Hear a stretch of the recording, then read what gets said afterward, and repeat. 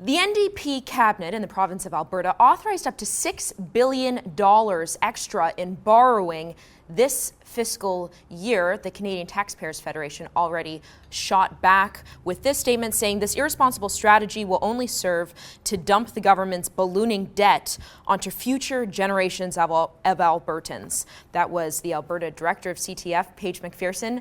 She joins me now. Paige, it's great to see you. Let me start, I just want to put this into perspective. Okay, we'll start with some of the facts. The debt in Alberta is $12 billion. They are authorizing an additional $6 billion in borrowing. To put this into perspective for our viewers, in Ontario, the debt is $300 billion nearly. That would be as if Kathleen Wynne authorized an additional $150 billion in extra spending.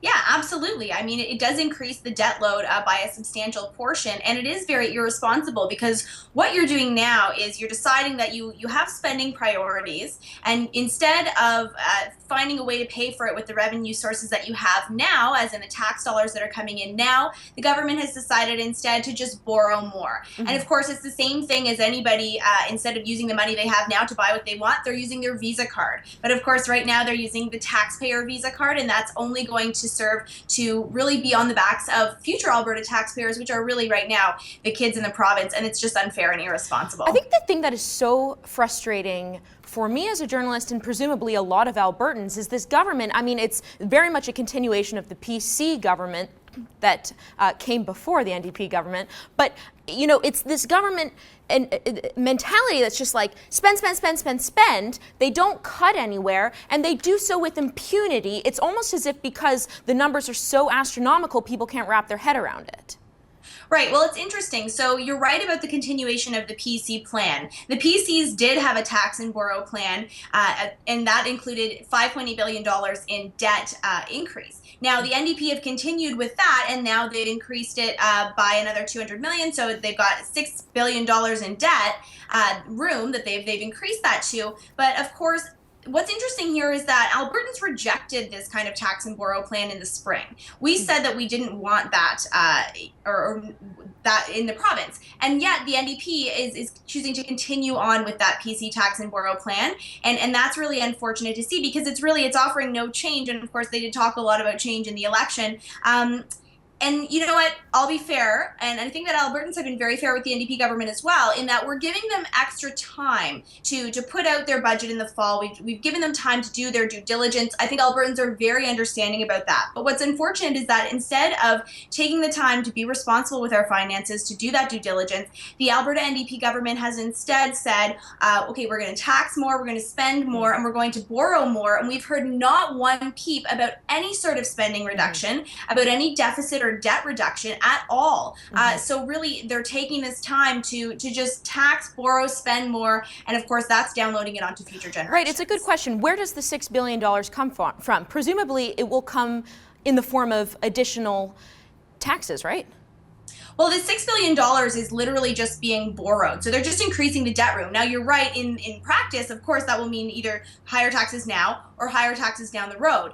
And one of the reasons that it's irresponsible is because, the NDP government does talk a lot about the fact that they prioritize healthcare, they prioritize education. They did restore the funding that the PCs had reduced to healthcare and education programs. But down the road, now what we're going to have to do, because we're increasing our debt load so much, is choose between either paying off the interest payments on our debt, which are, of course, could go up, who knows, in the future, or those social programs that we value. So do we want a hospital or a school, or is all of our money wrapped up in paying down the interest payments on this debt later? And are we going to have to take out another loan later to pay off those interest payments and the debt? So it really is ballooning, and it's irresponsible, and it does make it so that you're going to have to raise taxes, or you're not going to be able to have the social programs that you want. Better to get your finances in line now, make the responsible decisions now, and then you can have the kind of province that you want. Correct me if I'm wrong, but in the first session of legislature, there was no mention of this. Am I correct in thinking that? Well, that's true. Now, I do have to stress that this is just a continuation. It's not something that they sort of was a curveball. I think people were expecting it a little bit if they paid attention to the PC budget because it's around the same amount of debt increase room that the PCs had. But the opposition parties have now come out and they're being critical of the fact that we don't really know what this money is going to be spent on. And I think that that's a point that's well made. We don't really have the clear details, and we won't really know clear details until the fall budget. Like I said, we're giving them that wiggle room. But actually, the Liberal leader in the province, David Swan, made a really good point when he added that, you know what, there's no debt repayment plan. Mm-hmm. So yes, this is a continuation of the PC plan. We are increasing the debt in the same sort of vein that the PCs were going to. But what's important here is that there is no debt repayment plan. And if you're going to increase the debt by that much of a margin, really you should have some plan on how you're going to pay that down. So what's the Canadian Taxpayers Federation then calling on the government to do in specific terms? Yeah, for sure. It'd be quite simple. I mean, the government could make some modest spending reductions, and it would be a lot easier to get their finances in order. I can give you the example of next door in BC, where the spending is lower per capita. So in BC, it's $10,693 per capita in spending. In Alberta here, it's $11,913 per capita. Okay, doesn't seem like a big difference, really, but then when you add it all up, if Alberta spent the same as BC, we would actually save over $5 billion.